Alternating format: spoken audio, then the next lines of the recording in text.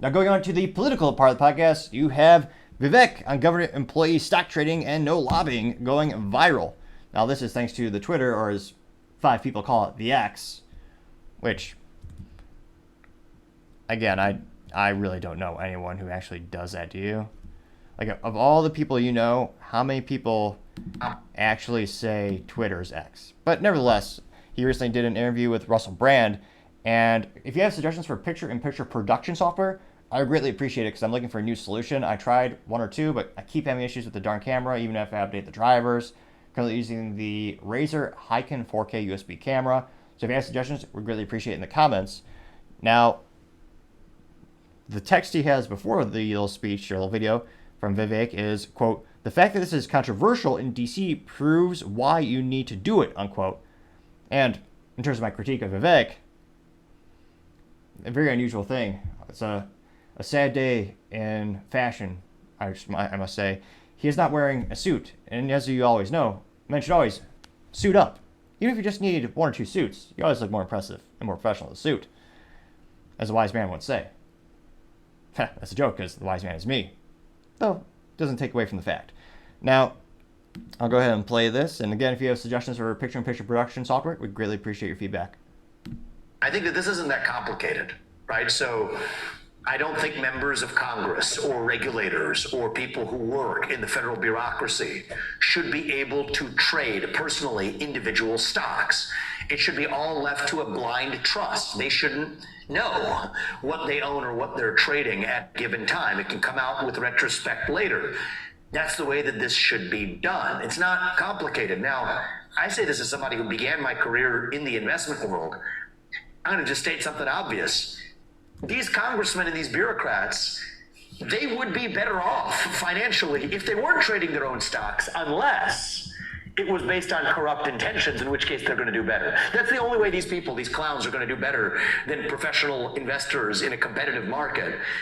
These are mostly clowns that would ordinarily, if they're behaving honestly, they would do better to leave their money invested in a blind trust via somebody who's not picking individual stocks or is picking individual stocks without their knowledge. That would be the financially sensible decision, unless they were actually doing it and using their special access to information to be able to enrich themselves, which is exactly what's happening. So I put an end to that. No lobbying in the government for 10 years, at least, if you've been part of that government. If you have been part of a bureaucracy or a regulator that has regulated an industry, you should not be able to serve on boards in that industry for at least 10, fine, let's at least make it 5 years after leaving office. I think it's pathetic that you have a former head of the FDA immediately going and plopping on the board of Pfizer. You see the same thing with the defense industrial complex.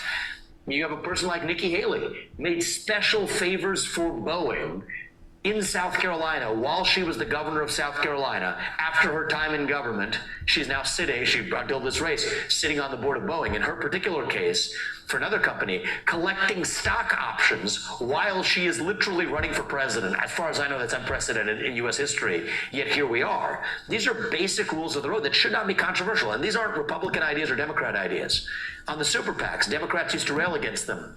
Now, they look the other way when they're the beneficiaries of the same game that the Republicans are playing. My view is pretty simple.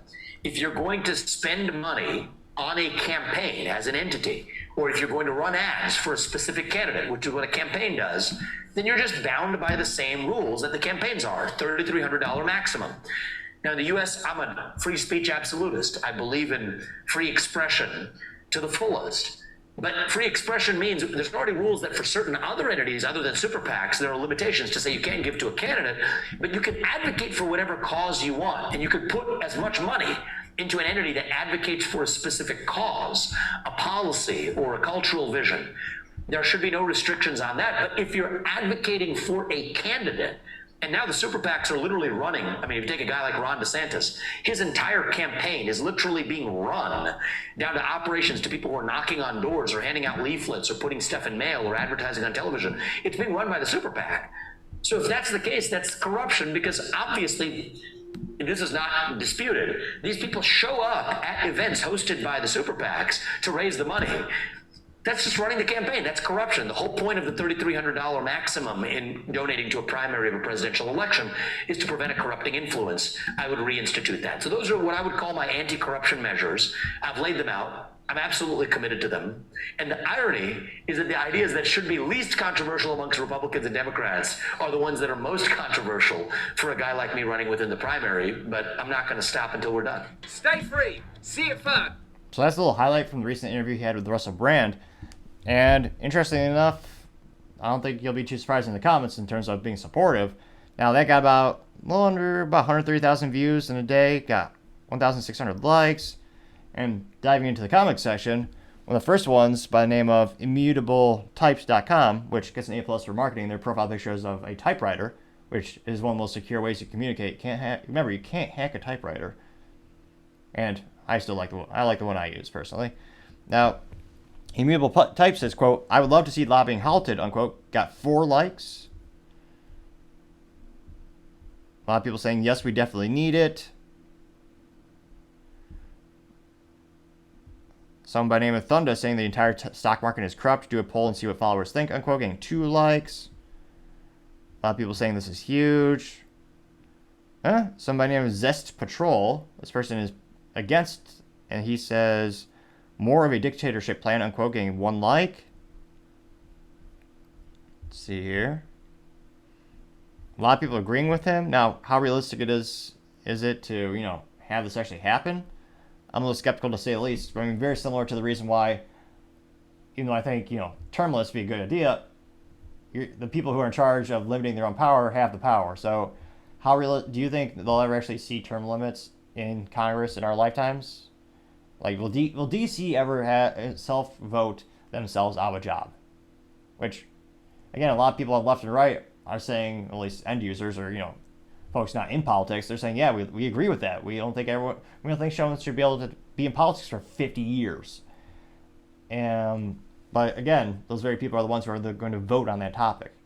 Unfortunately, a lot of people aren't really active in politics. They're not tracking down to see, well, I gave this person my vote. How did this person actually vote on all the things I want them to vote for? Or do they just pretend to say one thing and then vote a different way? So when it comes to politicians, always keep them accountable, keep track of how they're voting, make sure they're actually voting the way you want them to if you were the one who actually elected them or helped to get them elected. Now, there are a couple of people pejoratively saying to Vivek that he's recycling an old talking point from Trump. And let's see here. Somebody named Genghis recognized the social faux pas, and he says, quote, "Vivek has a Resident Evil 4 sweater," unquote. And he did get 1 like.